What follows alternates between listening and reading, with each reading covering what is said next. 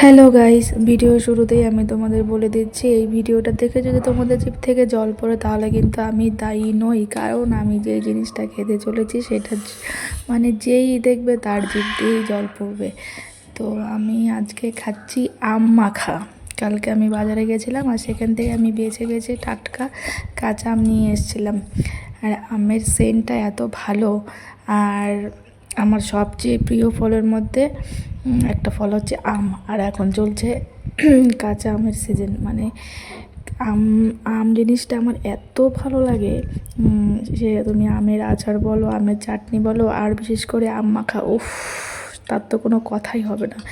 বিশ্বাস করো, আমার ঘরে সব রকম টক আচারের স্টক রয়েছে, মানে কুলের আচার, তারপর জলপাইয়ের আচার, তেঁতুলের আচার, আর এখন তো আমের আচার। তো কার কার আমের আচার বানানো হয়ে গেছে কমেন্টে জানিও। আর এই আমটা খেতে কিন্তু দুর্দান্ত ছিল। আমি এখানে শুধু একটু নুন আর বেশি করে লঙ্কার গুঁড়ো দিয়ে আমটা মেখেছিলাম। আর আমার এক্সপ্রেশন দেখে তোমরা বুঝতে পারছো যে মানে আমটা কতটা টক ছিল, বাপরে বাপ। তো কাঁচা আম অ্যাভেলেবেল থাকতে থাকতে সবাই ইচ্ছে মতো আম মাখা খেয়ে নাও, কারণ এই আম মাখার সাথে কোনো কিছু তুলনা হবে না। একমাত্র মেয়েরাই জানে এই আম মাখা কতটা স্বাদ, মানে কি বলবো, প্রাণ জুড়িয়ে যায়।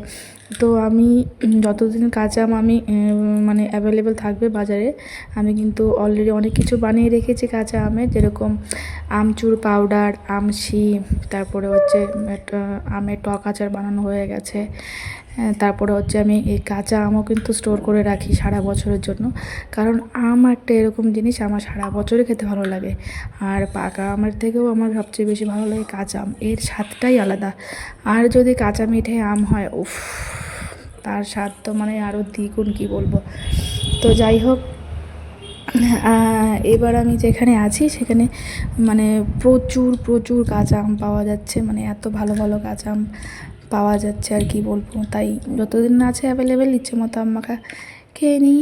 আর বিশ্বাস করো, মানে এই আম মাখাটাতে আমি এত পরিমাণ লঙ্কার গুঁড়ো দিয়েছিলাম, মানে খাওয়ার পর আমার পেট জ্বালা করছে।